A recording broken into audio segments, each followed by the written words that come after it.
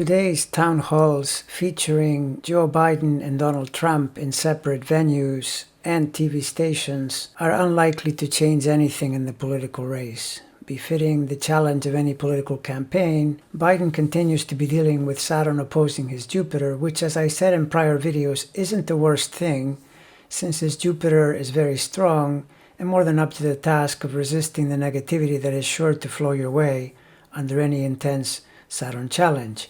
Neptune's trine from Pisces continues to help him by providing him with the winning ratio of popularity in the 2020 race, much like it helped Trump in 2016 when it was trining his Mercury.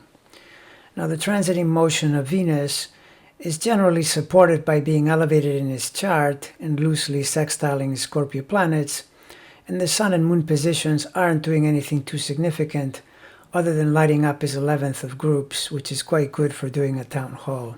Mercury stationary retrograde over his Mars means he is likely to say some things pretty forcefully, maybe even with some anger. For Biden, this town hall seems totally safe. In Trump's case, the big planet action continues to be extremely difficult, with special mentions going to the Saturn opposite Venus and Pluto quincunx the Sun. And where Neptune in 16 was great for his celebrity and popularity, now it is locked into a very unfavorable position, which restricts his popularity to a section of the electorate insufficiently large enough to bring him to victory.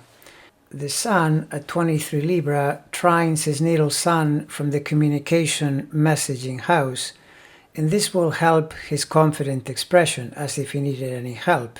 And in fact, I see this as a liability in the context of all the big planet negativity. He will confidently say things he ought not to say.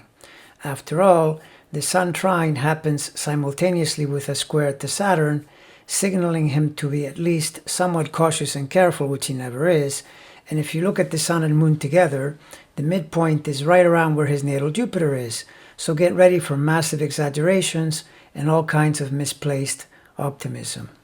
Also, Mars is still within a range of a trine to his Moon, so the ultra-confident steroidal machismo is likely to show up.